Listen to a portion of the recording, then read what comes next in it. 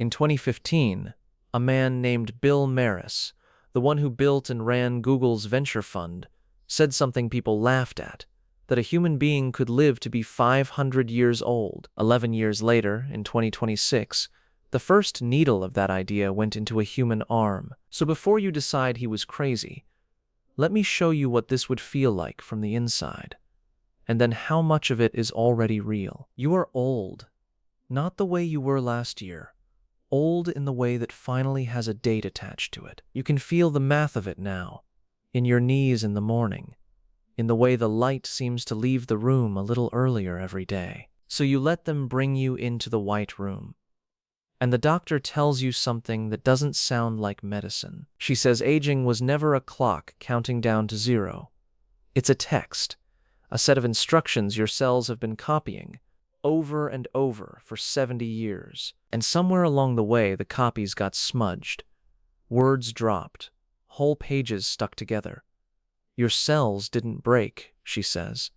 They just forgot who they were supposed to be. And then she says the thing you drove 3 hours to hear. They can rewrite it, not with a pill some lucky chemist stumbled onto. There were too many doors to check, almost 1 million of them, and no room full of humans could ever open them all in a single lifetime. So they built something that doesn't sleep, doesn't blink, doesn't get old. And it found the way in while you were sitting in waiting rooms, getting older. There's a catch, she admits. The original version of this rewrite, the one that won a Nobel Prize, carried a single instruction that would turn your cells cancerous. So they took that one word out and kept the rest. Then they put the needle in. You feel nothing at all. And a week later, the part of you that had been going dark, your eyes, slowly, impossibly, start to see again. That last part is not a fantasy I wrote for a video. It is the exact thing a real therapy is being tested to do, in real people, right now, in 2026. But to understand why that sentence should stop you cold, you have to go back to the question sitting underneath all of it. The oldest question there is, why do you get old at all? Start with what you think you know. You think aging is just wear and tear. The body is a machine, machines run down, end of story. It's the intuitive answer. It is also, mostly, wrong. Here's the first crack in it. You know the little plastic cap on the end of a shoelace, the thing that keeps the lace from fraying? Your DNA has the same thing. At the end of every chromosome, there's a protective cap. Scientists call it a telomere, and every single time one of your cells divides to make a new one, that cap gets a little shorter. At first, it doesn't matter. The cap is long, there's plenty to spare.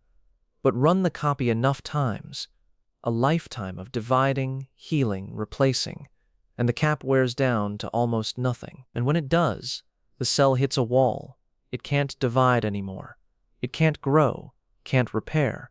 It just stops. That stopping, multiplied across your whole body, is a real, measurable part of what aging is. Now here's where it gets strange.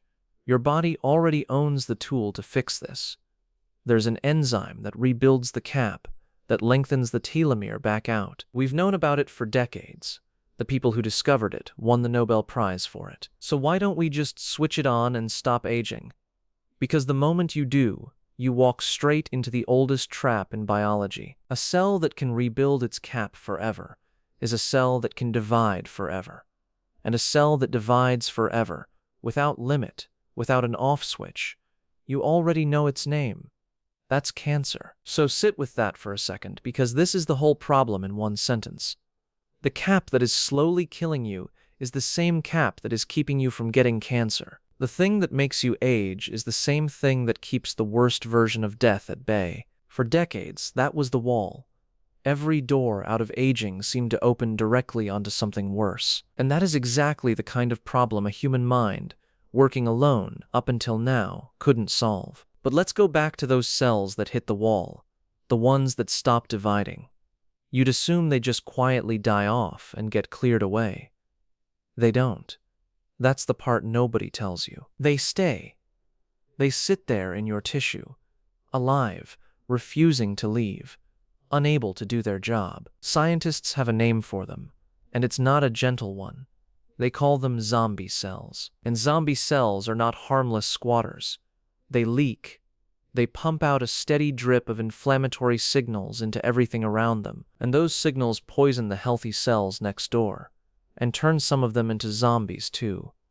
It spreads, slowly, over years. The count climbs, the low-grade inflammation rises, and your body begins to run hot and tired and inflamed from the inside. The stiff joints, the slow healing, the skin that doesn't bounce back. A surprising amount of what we just call getting old is the quiet damage of zombie cells leaking poison into the body. So the fix seems obvious.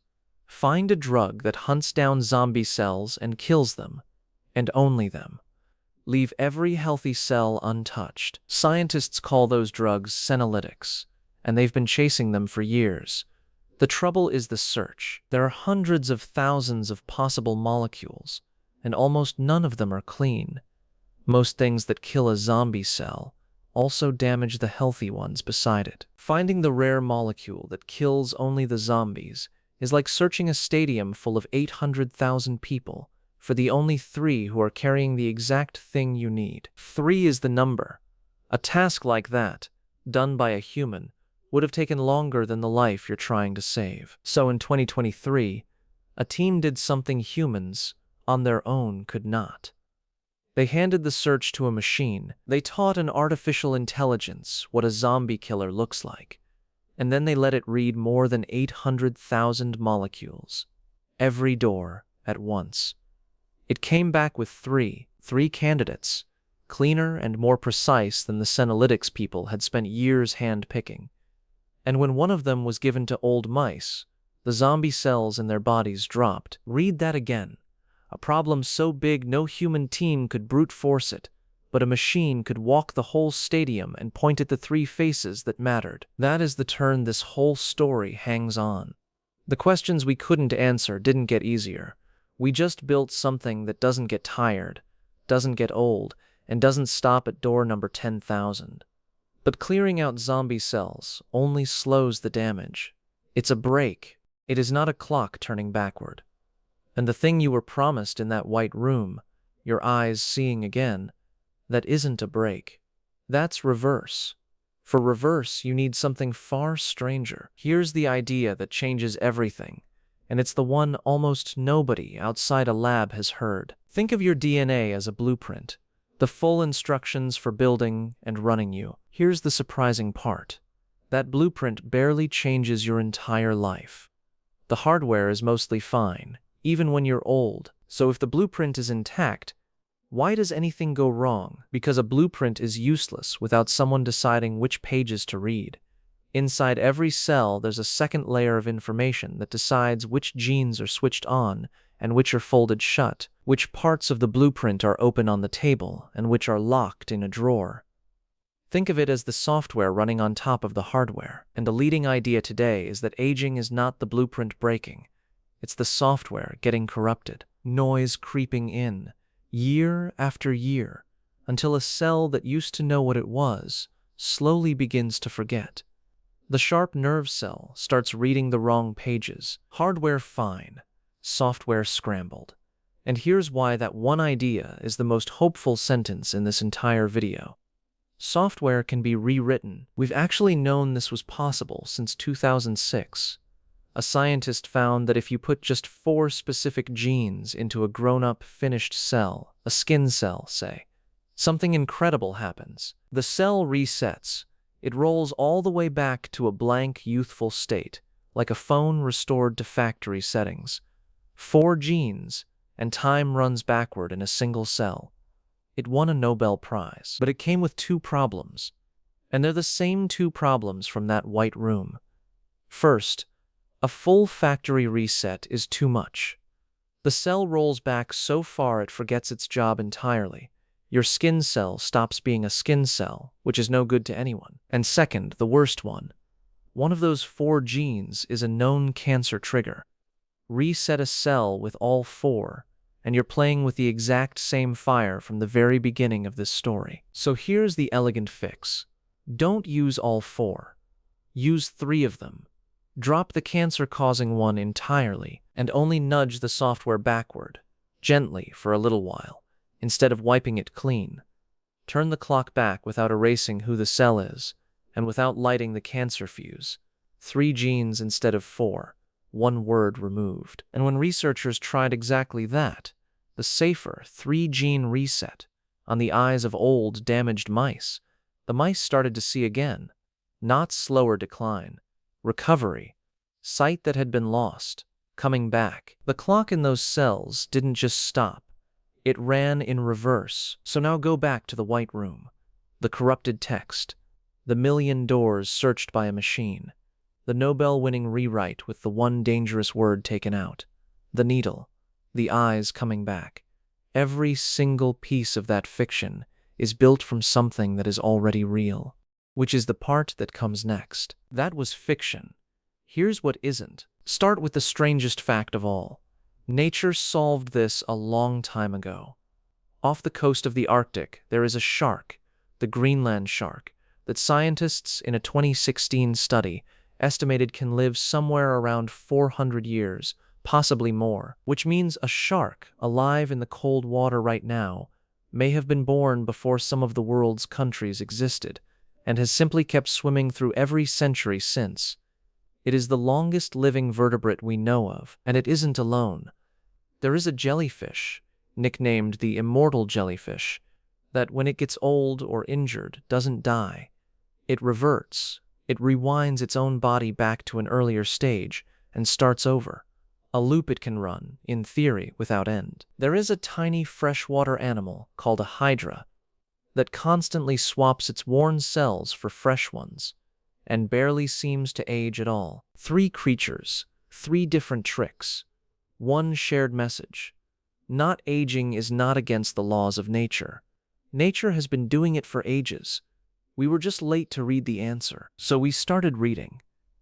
The protective caps on our DNA, the telomeres, that discovery won the Nobel Prize in 2009. The zombie cells, and the machine that screened more than 800,000 molecules to find 3 drugs to clear them, that was published in the journal Nature Aging in 2023, out of MIT and the Broad Institute. The idea that aging is corrupted software, not broken hardware, that's the work of a Harvard geneticist, David Sinclair. The 4-gene reset that rolls a cell back in time, that won its Nobel Prize in 2012.